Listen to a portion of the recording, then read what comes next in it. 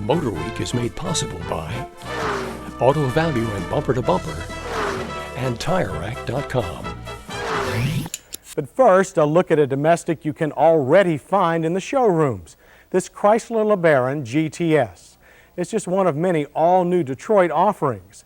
And like a lot of what we're seeing these days, it was designed for that upwardly mobile segment of the American market. For the last time, the phrase we love to hate, for the yuppies. Well, the LeBaron GTS, along with the Dodge Lancer, represent Chrysler's first appeal to this young, discerning audience, the ones most often seduced by the likes of Audi, BMW, and Volvo. Well, is Chrysler ready to join the European troop? Well, here's our review. Our first impression? Well, it's definitely positive. The familiar creased and pressed Chrysler lines are replaced on this so-called H-body by the latest in aero lines and European design themes. That includes a 5-door hatchback body style. In profile, it resembles a more traditional 3-box sedan with a trunk, a designer's trick that is currently the rage with upmarket buyers in Europe. A large volume cargo bay is aided by 60/40 split fold-down rear seats, and a slick rear cushion lock will help keep thieves from entering the trunk even if they get inside the passenger compartment.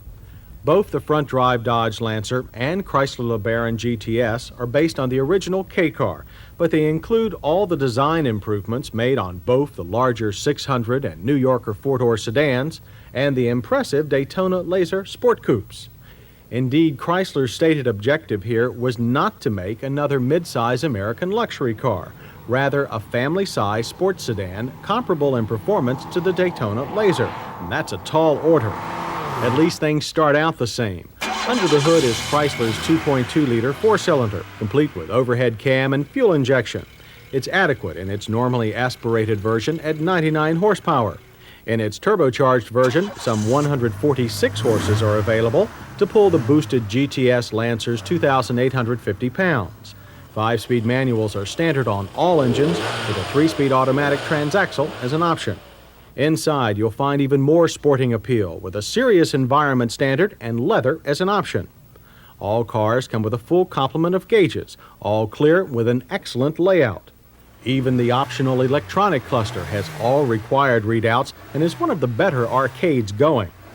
Sophisticated touches abound, like this in-dash cup holder, a new graduated feel climate control, and top-line stereo with both an equalizer and joystick sound balance control. Even the trip computer seems more direct and functional than most. But all that we can learn from the press previews. So what is it really like to live with? Well, a couple of weeks ago, a very determined-looking, all-ebony Chrysler LeBaron GTS Turbo reported, ready for action. And that included all optional handling suspension hardware and fat 60 Series Eagle GT tires. No doubt if this car is to do battle with Europe's best, it had better be quite a handler. And my, so it is.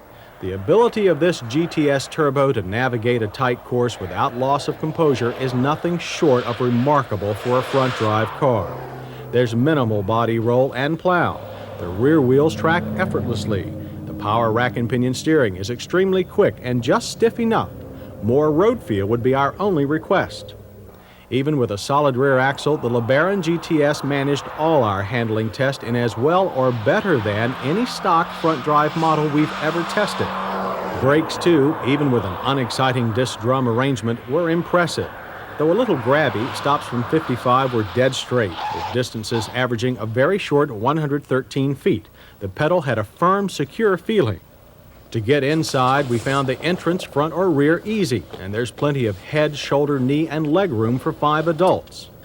We found the cloth-covered front bucket seats well padded, if a bit tight from side to side for big folks, but then most yuppies also belong to health clubs.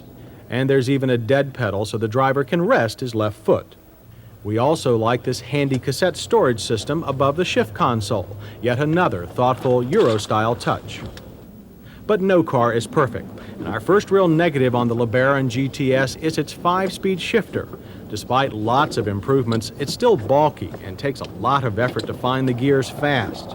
That probably hindered our acceleration times, though it's hard to tell since 0 to 60 in 8.7 seconds and a quarter-mile time of 16.2 seconds at 83 is remarkably fast for a mid-weight four-cylinder sedan. Unfortunately, all that long-stroke turbo power produces tons of vibration and buzz, our second real complaint. For a sophisticated car, the LeBaron GTS is not kind to the ears. Although a sound level reading of 69 decibels at 55 is not bad, the noise all came from the engine and was very tiring after a time, and it gave the car an overall flimsy feel. But only four cylinders usually mean good mileage, and EPA ratings of 19 city and 29 highway, plus our test loop of 26, do speak well for a car with so much performance.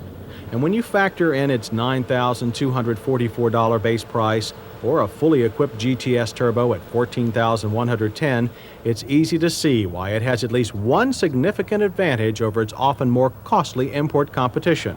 And then there's its generous 5-year, 50,000-mile powertrain warranty. But will it all work for you? Will trendy yuppies really like this car? Well, we say yes, but with reservations. The LeBaron GTS and Dodge Lancer are attractive, have a lot of sophisticated features, are among the better handling cars in the realm, and they use fuel fairly wisely. It's just they need a more refined motor for a truly composed appeal. Maybe the 3-liter V6 Chrysler plans to buy from Mitsubishi will be the ticket, but that's for tomorrow. As for today, the Chrysler LeBaron GTS and Dodge Lancer are well worth considering if you want both a highly usable family car and well above average performance all under one skin. And it is one of Detroit's most serious efforts yet in renting a spot in the yuppie garage of fame.